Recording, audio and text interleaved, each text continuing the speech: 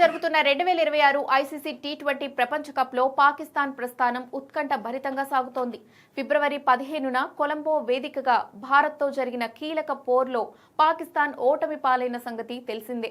ఈ ఓటమిని జీర్ణించుకోలేకపోయిన పాక్ మాజీ క్రికెటర్లు ప్రస్తుత జట్టుపై విమర్శల వర్షం కురిపించారు. ముఖ్యంగా షాహిద్ అఫ్రిది, మహ్మద్ యూసఫ్, రషీద్ లతీఫ్ వంటి దిగ్గజాలు టీం సెలక్షన్ను తప్పుబట్టారు.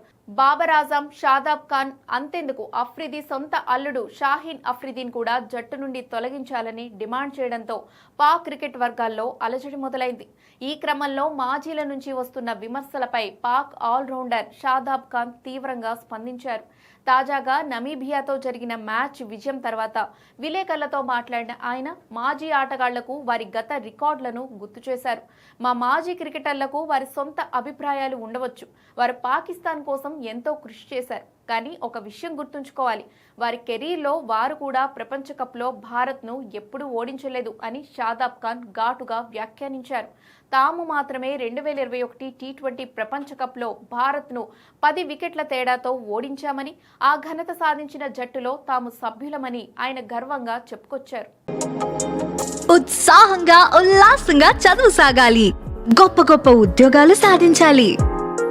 Vignan deemed to be university. ఇక భారత్ చేతిలో ఓటమి తర్వాత ఒత్తిడిలో ఉన్న పాకిస్తాన్ నమీబియాతో జరిగిన మ్యాచ్లో తన సత్తా చాటింది. ఈ మ్యాచ్లో పాకిస్తాన్ ఏకంగా 102 పరుగుల భారీ తేడాతో గెలుపొందింది. ఓపెనర్ సాహిబ్ జాదా ఫర్హాన్ 58 బంతుల్లోనే అజేయ సెంచరీ సాధించడంతో పాక్ నిర్ణీత 20 ఓవర్లలో 199 పరుగులు చేసింది. విమర్శల పాలైన షాదాబ్ ఖాన్ కూడా ఈ మ్యాచ్లో బ్యాట్తో 36 పరుగులు, బంతితో 3 వికెట్లు ఖాతాలో వేసుకొని అద్భుతంగా రాణించి జట్టును గెలిపించడమే కాకుండా తన విమర్శకుల నోళ్లు మూయించారు. ఈ విజయంతో పాకిస్తాన్ గ్రూప్ ఏ నుంచి సూపర్ 8 దశకు అర్హత సాధించింది. అయితే అసలైన సవాల్ పాక్కు ఇప్పుడే మొదలవ్వనుంది.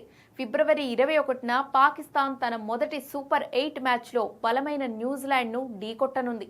ఈ దశలో ఇంగ్లాండ్, శ్రీలంక వంటి జట్లు కూడా ఉండడంతో పాక్ ప్లేయర్లు తమ మధ్య ఉన్న అంతర్గత విభేదాలను పక్కన పెట్టి ఐక్యంగా ఆడాల్సిన అవసరం ఉంది. అలాగే మాజీల విమర్శలు జట్టును మరింత కసిగా ఆడేలా చేస్తాయా లేదా మరింత మానసిక ఒత్తిడికి గురి చేస్తాయా అనేది వేచి చూడాలి.